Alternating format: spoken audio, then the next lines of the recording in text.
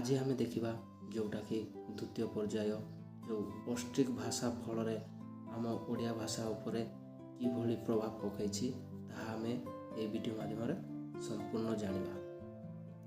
तो आशा करुचे ए वीडियोटी आपण मानक बहुत हेल्पफुल करिवो एवं ए वीडियोटा देखि आपण माने एग्जाम रे मध्य भल भाव लिखि पारिबो बोली मोर आशा और विश्वास। तो चलतु डेरी न करी वीडियोटी आरंभ करिबा, कारण एमिति इनफॉर्मेटिव वीडियो गुड़िक देखिबा पाई आम चैनल को कौन करिवे ना सब्सक्राइब करके रखी बेल आइकन को ऑल कर देवे, कारण जेबे भी मु वीडियो नहीं आसबी ताहले सर्वप्रथमे आपण देखिबा को पाई पारिबे। तो देरी न करी वीडियोटी आरंभ करिबा, चलंतु।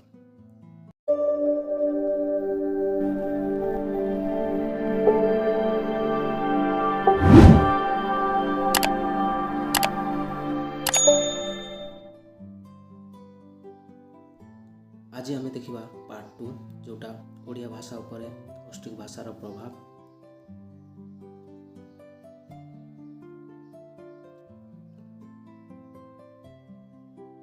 पृथ्वी रे जेते गुड़िए भाषा परिवार रही तन्मध्य ऑस्ट्रिक भाषा परिवार अन्यतम ना कौन आम पृथ्वी पृष्ठ रे जेते तमिल भाषा है, ओडिया भाषा है, हिंदी भाषा है, तेलुगु भाषा, विभिन्न जेते भाषा गुड़िक रही से मानक मध्यरु ना कौन आम जो ऑस्ट्रिक भाषाटी होछि अन्यतम। ठीक सेहीपरि एही परिवारर मुंडा भाषा हेउछि अधिक उन्नत भाषा।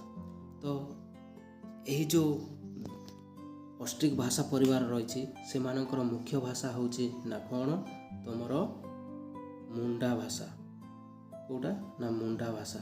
यह कौन अधिक उन्नत भाषा अर्थात अधिक कथित होतिबा बा प्रचलित भाषा होइतिबारु ताकू अधिक उन्नत भाषा कुआ जाए।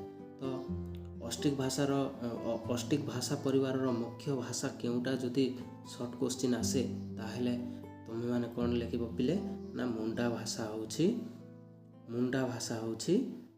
ना तुमर ऑस्ट्रिक भाषा परिवार उन्नत भाषा। बुझी पारले? चलतु पुणी आग को बढ़िबा। तापर देखिबा भारत वर्ष रे एमानक भाषिक क्षेत्र गुड़िक हेउछि ना कौन कौन छत्तीसगढ़, झारखंड, आंध्र प्रदेश, तमिलनाडु, ओडिशा। ना कौन ए ऑस्ट्रिक भाषा परिवार आम क्यों अंचल बा जो आम स्टेट गुड़ाक रही अछंती ताहा संपूर्ण भाव एटी देखि पारुथिबे ना कौन कौन छत्तीसगढ़, झारखंड, आंध्र प्रदेश, तमिलनाडु, ओडिशा आदि प्रदेश रे एही भाषाभाषी लोक माने ना कौन करंती बसवास करंती बा बसवास करी आसुछंती। विशेष करी ओडिशा एक आदिवासी बहुल प्रदेश। देख पिले आम जो पृथ्वी रे जेते गुड़िक स्टेट रही तो से स्टेट मध्यरु आम जो ओडिशाटी होछि कौन ना एक आदिवासी बहुल प्रदेश, माने ओडिशा रे ही अधिकांश आदिवासी बसवास करुछंती, जहा फल रे ओडिशा को एक आदिवासी बहुल प्रदेश बोली कुहा जाए। बुझी पारले? ओडिशार संस्कृति ओतप्रोत भाव एमानकर संस्कृति सहित जड़ित ना कौन आम ओडिशा रे सही जो ऑस्ट्रिक भाषा परिवार बा जो आदिवासी मानकर संस्कृति सहित जड़ित, जहा फल रे ओडिशा रे सही आम संस्कृति को पालन करुथिबारु से माने आम ओडिशावासी भाव में सुपरिचित अटंती। पुणी परवर्ती आग को देखिबा विशेष करी ओडिशार लोकगीत, लोक कहानी, विश्वास और ओषाव्रत, शिल्प, वाणिज्य, कृषि आदि रे प्रत्येक स्तर रे एमानकर संस्कृतिर प्रभाव अनेकांश रे ना कौन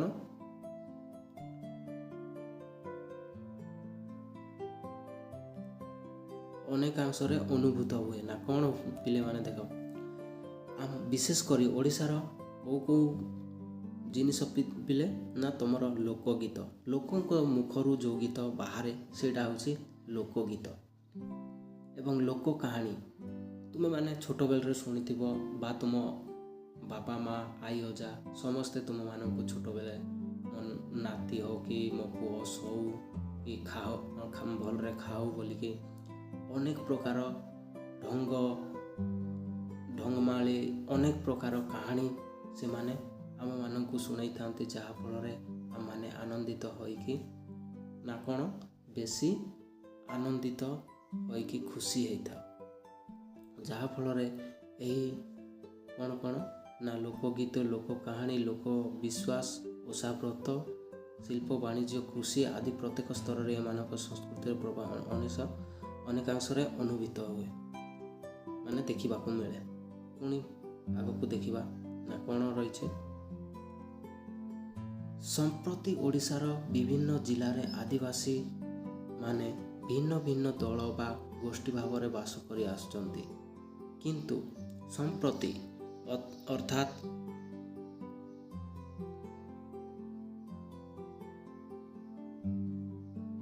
ସମାନ ପ୍ରତିଭାକାର ଭାବରେ ଓଡ଼ିଶାର ବିଭିନ୍ନ ଜିଲ୍ଲାର ଆଦିବାସୀମାନେ କ'ଣ ନା ଦଳ ବା ଗୋଷ୍ଠୀ ଭାବରେ ବାସ କରି ଆସୁଛନ୍ତି। ଅନେକାଂଶରେ ବାସ କରିବାର ଆମେ ଦେଖି ମଧ୍ୟ ଥାଉ। ପୁଣି ଓଡ଼ିଶାର ମୁଖ୍ୟ ଭାବରେ ପ୍ରଚଳିତ ନା କେତୋଟି ନା ତୁମର 11 ଗୋଟି ଭାଷା ମଧ୍ୟରୁ 6 ଗୋଟି ଭାଷା ହେଉଛି ଆଦିବାସୀ ଭାଷା। ନା କ'ଣ ପିଲେ, ଓଡ଼ିଶାର ମୁଖ୍ୟ ଭାବରେ ପ୍ରଚଳିତ କେତୋଟି ଭାଷା ଅଛି ଓଡ଼ିଶାରେ ନା 11ଟି ଭାଷା ଅଛି। ସେମାନଙ୍କ ମଧ୍ୟରୁ ନା କ'ଣ ତୁମର 6 ଗୋଟି ହେଲା ଆଦିବାସୀ ଭାଷା ଭାବରେ ପ୍ରଚଳିତ, ଯଥା ସେଗୁଡ଼ିକୁ ଆମେ ଦେଖିପାରିବା ନା କ'ଣ ସାନ୍ତାଳୀ, କୁଇ, ହୋ, କନ୍ଧ, ଶବର ଏବଂ ମୁଣ୍ଡାରୀ। ଏହି 6 ଗୋଟି ଭାଷା ହେଉଛି ନା ମୁଖ୍ୟ ଭାଷା। ଯେଉଁ ଓଡ଼ିଶାରେ ଯେଉଁ ପ୍ରଚଳିତ ଭାଷା ମଧ୍ୟରୁ ଏହି 6 ଗୋଟି ଆଦିବାସୀ ହେଉଛି ମୁଖ୍ୟ ଭାଷା। ବୁଝିପାରୁଛ? ପୁଣି ଆଗକୁ ବଢ଼ିବା। ଓଡ଼ିଶାର ଆଦିବାସୀ ସଂଖ୍ୟାର ଅନୁପାତ ସମଗ୍ର ଓଡ଼ିଶାର ଜନସଂଖ୍ୟା ଶତକଡ଼ା କେତେ ନା ତୁମର 23% କେତେ 11 ଭାଗ ହେଉଛି ତୁମର ଆଦିବାସୀ ଭାଷା। ବୁଝିପାରୁଛ? ଠିକ୍ ଅଛି। ଏହା ଥିଲା ତାଙ୍କର ସଂକ୍ଷିପ୍ତ ପରିଚୟ। ଏବେ ଆମେ ଦେଖିବା ସେହି ଯେଉଁ ଆଦିବାସୀ ଲୋକମାନେ କେଉଁ ଜିଲ୍ଲାରେ ବସବାସ କରନ୍ତି ଏବଂ କେଉଁ ଆଦିବାସୀମାନେ କେଉଁ ଜିଲ୍ଲାରେ ରହୁଛନ୍ତି ସେଇଟା ଆମେ ସମ୍ପୂର୍ଣ୍ଣ ଭାବରେ ଜାଣିବା। ସମ୍ବଲପୁର ଜିଲ୍ଲାରେ କେଉଁ ଆଦିବାସୀ ରହନ୍ତି? ମୁଣ୍ଡା ଏବଂ ଖରିଆ ଭାଷା। ବୁଝିପାରୁଛ? ପୁଣି ସୁନ୍ଦରଗଡ଼ ଜିଲ୍ଲାରେ ମୁଣ୍ଡା, ଓରାଓ, ଖରିଆ, ମୁଣ୍ଡାରୀ ଆଦି ଇତ୍ୟାଦି ଆଦିବାସୀମାନେ କ'ଣ ନା ବସବାସ କରୁଛନ୍ତି। ପୁଣି 3 ନମ୍ବରରେ ଯେଉଁଟା ଆମର କଟକ ଜିଲ୍ଲା ରହିଛି ସେଠାରେ କ'ଣ ନା ହୋ, କୋଲ୍ହ, ସାନ୍ତାଳ, ମୁଣ୍ଡା ଆଦି ଏହି ଆଦିବାସୀମାନେ ବସବାସ କରୁଛନ୍ତି। ବୁଝିପାରୁଛ ତ ପିଲାମାନେ? ଅତି ସୁନ୍ଦର ଭାବରେ ପୁରା ବୁଝିଗଲା ପରି ମୁଁ ନୋଟ୍ ବନେଇ ଦେଇଛି। ଏହା ଦେଖିଲେ ତୁମେମାନେ ସମ୍ପୂର୍ଣ୍ଣ ଭାବରେ ଇଜିରେ ଲେଖିପାରିବ ହେଲା। ପୁଣି ପରବର୍ତ୍ତୀ ଜିଲ୍ଲା ଦେଖିବା ନା କ'ଣ ରହିଛି। ତୁମ ବଲାଙ୍ଗୀର ଜିଲ୍ଲାରେ କ'ଣ ନା ମୁଣ୍ଡା ଆଉ କୋଲ୍ହ ଏବଂ କଳାହାଣ୍ଡି ଜିଲ୍ଲାରେ କୁଇ ଏବଂ କନ୍ଧ ଏହି ଆଦିବାସୀମାନେ ନା କ'ଣ କରନ୍ତି? ବସବାସ କରୁଛନ୍ତି। ପୁରୀ ଜିଲ୍ଲାରେ କୁଇ, ଶବର, ଗଞ୍ଜାମ ଜିଲ୍ଲାରେ ଶବର, କୁଇ, କନ୍ଧ, ରାୟଗଡ଼ା ଜିଲ୍ଲାରେ ଶବର, କନ୍ଧ, କୁଇ, କୋରାପୁଟ ଜିଲ୍ଲାରେ କନ୍ଧ, କୁଇ, କୋୟା, ଶବର, ପାର୍ଜି ଇତ୍ୟାଦି ଆଦିବାସୀମାନେ ବିଭିନ୍ନ ଜିଲ୍ଲାରେ ବସବାସ କରୁଛନ୍ତି। ବୁଝିପାରିଲେ? ଏବେ ଆମେ ଦେଖିବା ନା କ'ଣ ଏଇ ଯେଉଁ ଅଷ୍ଟ୍ରିକ୍ ଭାଷାକୁ ପୁଣି 2 ଭାଗରେ ବିଭକ୍ତ କରାଯାଇଛି ତାହା କ'ଣ ଆମେ ସେଇ ଆଦିବାସୀ ପରିବାରକୁ ଜାଣିବା। ନା କ'ଣ ସାଧାରଣତଃ ଓଡ଼ିଶାର ଆଦିବାସୀ ଭାଷାଗୁଡ଼ିକୁ ଭାଷାବିତ୍ଗଣ ଯେଉଁ ଭାଷା ସୃଷ୍ଟିକର୍ତ୍ତା ମାନେ ନା କ'ଣ କରିଛନ୍ତି, ଦୁଇଟି ଶ୍ରେଣୀରେ ବିଭକ୍ତ କରିଛନ୍ତି, ଦୁଇ ଶ୍ରେଣୀରେ ବିଭାଗୀକରଣ କରିଛନ୍ତି। ଯଥା ସେଗୁଡ଼ିକ କ'ଣ ନା ଗୋଟେ ହେଲା ଅଷ୍ଟ୍ରିକ୍ ପରିବାରୀୟ ଏବଂ ଆଉ ଗୋଟେ ହେଉଛି ଦ୍ରାବିଡ଼ ପରିବାରୀୟ। ତ ଆମେ ଦ୍ରାବିଡ଼ ପରିବାରୀୟ ବିଷୟରେ ତ ଆମେ ଆଲୋଚନା କରିଥିଲେ। ଆମେ ଯେଉଁଟା ଦେଖୁଛୁ ସେଇଟା ହେଉଛି ନା କ'ଣ ଅଷ୍ଟ୍ରିକ୍ ପରିବାରୀୟ, ସେଇ ବିଷୟରେ ଆମେ ଆଲୋଚନା କରୁଛେ। ତ ଏଇଠି ଦେଖିବା ଯେଉଁ ଅଷ୍ଟ୍ରିକ୍ ପରିବାରର ମୁଖ୍ୟ ଭାଷା ରହୁଛି କେଉଁଟା, ତୁମର ମୁଣ୍ଡା ଭାଷା। ସେଇ ମୁଣ୍ଡା ଭାଷାରେ କେଉଁ କେଉଁ ଆଦିବାସୀ ମାନେ ରହନ୍ତି, କୋଲ୍ହ, ସୌରା, ସାନ୍ତାଳ, ହୋ, ମାହାଳି, ପରଜା, ଗଦବା, ଜୁଆଙ୍ଗ, ବଣ୍ଡା ଆଦି ଭାଷାର ଲୋକମାନେ ବସବାସ କରନ୍ତି। ନା କ'ଣ ଯେ ଅଷ୍ଟ୍ରିକ୍ ପରିବାରରେ ଏହି ଯେଉଁ ନାଁ ଗୁଡ଼ାକ ମୁଁ ପଢ଼ିଲି ସେହି ଆଦିବାସୀମାନେ ଏଇ ଆମର ଅଷ୍ଟ୍ରିକ୍ ପରିବାରୀୟ ଭେଦରେ ଯାଆନ୍ତି। ଏବଂ ଦ୍ରାବିଡ଼ ପରିବାର ମଧ୍ୟରେ କିଏ କିଏ ଯାଆନ୍ତି ତାହା ମଧ୍ୟ ଏଠାରେ ସମ୍ପୂର୍ଣ୍ଣ ଆଲୋଚନା କରାଯାଇଛି। ନା କ'ଣ ଦ୍ୱିତୀୟ ନମ୍ବର ଯେଉଁ ଦ୍ରାବିଡ଼ ପରିବାରରେ ହେଲା ଗଣ୍ଡ, ଓରାଓ, ପୁରୁଖ, ପାର୍ଜି ଇତ୍ୟାଦି ଭାଷା ହେଉଛି ନା କ'ଣ ତୁମର ଦ୍ରାବିଡ଼ ଭାଷା ପରିବାର। ଏବେ ଆମେ ଦେଖିବା ଯେଉଁ ଓଡ଼ିଆ ଭାଷାରେ ଅଷ୍ଟ୍ରିକ୍ ଭାଷାର ଶବ୍ଦାବଳୀ, ଯାହାଫଳରେ ଆମେ ଜାଣିପାରୁନାହିଁ ଯେ କେଉଁଟା ଅଷ୍ଟ୍ରିକ୍ ଭାଷା ଏବଂ କେଉଁଟା ଆମ ଓଡ଼ିଆ ଭାଷା, ତାହା ଆମେ ଜାଣିନଥାଉ। ତାହା ଏବେ ସମ୍ପୂର୍ଣ୍ଣ ଭାବରେ ଜାଣିବା। ଏଇଠାରେ ସମ୍ପୂର୍ଣ୍ଣ ଭାବରେ ଦେଖୁଥିବ ଏଇଟା ହେଉଛି କନ୍ଧ ଭାଷା ବା ଯେଉଁ ଆଦିବାସୀ ଭାଷାଟା, ଏବଂ ଏଇଟା ହେଉଛି ସମ୍ପୂର୍ଣ୍ଣ ଓଡ଼ିଆ ଭାଷା। ଦେଖ କେମିତି ଏଇ ଭାଷା ଆମ ଓଡ଼ିଆ ଭାଷା ଉପରେ ପ୍ରଭାବ ପକାଇଛି ତାହା ଏବେ ତୁମେମାନେ କନଫର୍ମ ହେଇଯିବ। ନା କ'ଣ ଦେଖ ଏଇ ଯେଉଁ କନ୍ଧ ଭାଷା ବା ଆଦିବାସୀରେ କ'ଣ ନା ମାଘ କୁହାଯାଏ। ତ ଆମ ଓଡ଼ିଆ ଭାଷାରେ କ'ଣ କୁହାଯାଏ, ମାଘ। ଦେଖ ଆମେ ଏଇ କନ୍ଧ ଭାଷାରେ ମଧ୍ୟ ମାଘ କୁହାଯାଏ, ଓଡ଼ିଆ ଭାଷାରେ ମଧ୍ୟ ମାଘ କୁହାଯାଉଛି। ଯାହାଫଳରେ ଏହି ଶବ୍ଦ କିମ୍ବା ବର୍ଣ୍ଣ ଯାହା ଆମ ଆକାର ଫଳା ଯାହା ବି ଲେଖା ହେଇଛି ତାହା କିଛି ଭିନ୍ନ ଅଛି କି, କିଛି ଭିନ୍ନ ନାହିଁ। ମାଘ ଲେଖା ହେଇଛି। ଯାହାଫଳରେ ଏହି ଅସୁବିଧା ଯୋଗୁଁ ଆମ ଓଡ଼ିଆ ଭାଷା ଉପରେ ଏଇ ଅଷ୍ଟ୍ରିକ୍ ଭାଷାଟା ପ୍ରଭାବ ପକାଇଛି। ସେହିଭଳି ଅନେକ ଶବ୍ଦ ମୁଁ ଏଠାରେ ଲେଖିଦେଇଛି, ତାହା ତୁମମାନେ ସମ୍ପୂର୍ଣ୍ଣ ଦେଖିଲେ ଜାଣିପାରିବ। ସେମିତି ପୁଷୁ, ବାର ଯେଉଁ ଆମେ ସଂଖ୍ୟା କହୁ, 12, 11, 12 ଯେଉଁ କହୁଛି ତାହା ସଂଖ୍ୟା। ମନ୍ଦ ଏଇଟା ଗୋଟେ ଭିନ୍ନ ହେଇଗଲା। ଦେଖ ପିଲେ ମନ୍ଦା, ଏଠି କନ୍ଧ ଭାଷାରେ ମନ୍ଦା ଦେଇଛି କିନ୍ତୁ ଓଡ଼ିଆରେ ମନ୍ଦ, ଯେଉଁଟା ଖରାପ। ବୁଝିପାରୁଛ? ଏମିତି ଅନେକ ପ୍ରକାର ଶବ୍ଦ ଅଛି ଯାହାକି ସମାନ ଦୃଷ୍ଟିରେ ବା ବର୍ଣ୍ଣ ଆକାରରେ ସମାନ ହୋଇଥିବା ଯୋଗୁଁ ଆମ ଓଡ଼ିଆ ଭାଷା ଉପରେ ପ୍ରଭାବ ପକାଇଛି। ଯେମିତି ଜୀବନ, ଆମାରେ ଆମର, ମାସେ ମାଂସ, ଲେସୁନ ରସୁଣ, ପାପ ଇତ୍ୟାଦି। ଏହିଭଳି ଭାବରେ ଅନେକ ଭାଷା ରହିଛି। ଯାହାଫଳରେ ଏବେ ଦେଖିବା ଯେଉଁ ପର୍ଜା ଭାଷାରେ କେତେ ଗୁଡ଼ିକ ଶବ୍ଦ ରହିଛି। ଏଠି ପର୍ଜା ଭାଷା ଦେଖିପାରୁଥିବା ଏବଂ ଓଡ଼ିଆ ଭାଷା ଦେଇଛି।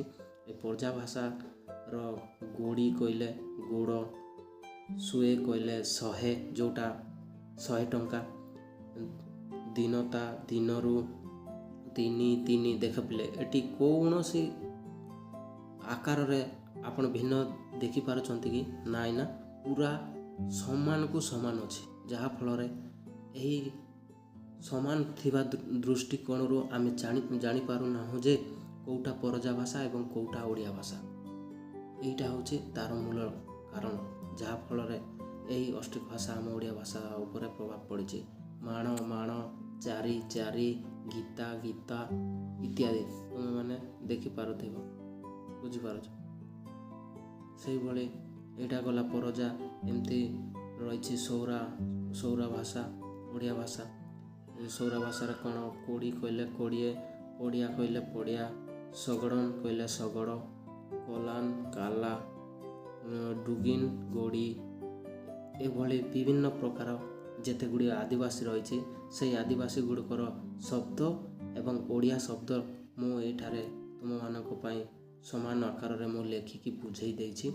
ଏହି ଭିଡ଼ିଓଟି ଆପଣ ଭଲ ଭାବରେ ଦେଖିଲେ ସମ୍ପୂର୍ଣ୍ଣ ଭାବରେ ଜାଣିପାରିବେ ଏବଂ ଲେଖିପାରିବେ। ପୁଣି ଆମର ରହିଛି କ'ଣ ତୁମର ଦେଖିପାରୁଥିବ ସାନ୍ତାଳୀ ଭାଷା, ଓଡ଼ିଆ ଭାଷା, ଅଝଟ, ଅଝଟ, ଅରମୁ, ଅରାମା, ବୁଟ, ବୁଟ, ଚୁଟିଆ, ଚୁଟିଆ ଏଇଭଳି ସମାନ ସମାନ ଶବ୍ଦ ରହିଯାଇଛି, ଯାହାଫଳରେ ଆମ କ'ଣ ହେଉଛି ନା ଏଇ ଦୃଷ୍ଟିକୋଣରୁ ଆମ ଓଡ଼ିଆ ଭାଷା ଉପରେ ଏଇଟା ଗଣ୍ଡା ଭାଷା ରହିଛି, ଗଣ୍ଡା ଭାଷା, ଏଇଟା ଓଡ଼ିଆ ଭାଷା, ସେମିତି ଅନେକ ପ୍ରକାର ଶବ୍ଦ ଗୁଡ଼ିକ ରହୁଛି, ଯାହାଫଳରେ ସମାନ ସମାନ ଦୃଷ୍ଟିରୁ ଉଚ୍ଚାରଣ ହେଉଛନ୍ତି ଏବଂ ସମାନ ବର୍ଣ୍ଣ ଆକାର ରହିଛନ୍ତି, ଯାହାଫଳରେ ଏହି ଅଷ୍ଟ୍ରିକ୍ ଭାଷା ମଧ୍ୟ ଆମ ଓଡ଼ିଆ ଭାଷା ଉପରେ ପ୍ରଭାବର କାରଣ ସାଜିଛି। ତ ଆଶା କରୁଛି ଏହି ଭିଡ଼ିଓଟି ଆପଣମାନଙ୍କୁ ଭଲ ଲାଗିଥିବ ଏବଂ ମୁଁ ଯେତେ ଗୁଡ଼ିକ ଶବ୍ଦ ଉଦାହରଣ ଦେଇଛି ତା ଭିତରୁ ଗୋଟିଏ ଗୋଟିଏ ଆମ ଯେଉଁ ଆଦିବାସୀ ପରିବାର ରହିଛନ୍ତି ସେମାନଙ୍କର 5-5ଟି ଶବ୍ଦ ଲେଖିଲେ ମଧ୍ୟ କେହି କାଟିପାରିବେ ନାହିଁ ପିଲେ ମାର୍କ। ଆରାମରେ ତୁମେମାନେ ଭଲ ନମ୍ବର ରଖିପାରିବ। ତ ଆଶା କରୁଛି ପୁଣି ପରବର୍ତ୍ତୀ ଭିଡ଼ିଓ ଯେଉଁ ପାର୍ଟ ନମ୍ବର 3 ଦେଖିବା, ଯେଉଁଟାକି ଆମର ଜାବନିକ ଶବ୍ଦ ଦ୍ୱାରା କ'ଣ ପ୍ରଭାବ ହେଇଛି ଏବଂ ତାହାର କାରଣ କ'ଣ ରହିଛି ତାହା ଆମେ ସେଇ ଭିଡ଼ିଓ ମାଧ୍ୟମରେ ଜାଣିବା। ତ ପୁଣି ଦେଖା ହେବ ନୂଆ ଏକ ଭିଡ଼ିଓରେ। ଜୟ ଜଗନ୍ନାଥ, ଜୟ ହିନ୍ଦ, ବନ୍ଦେ ମାତରମ୍।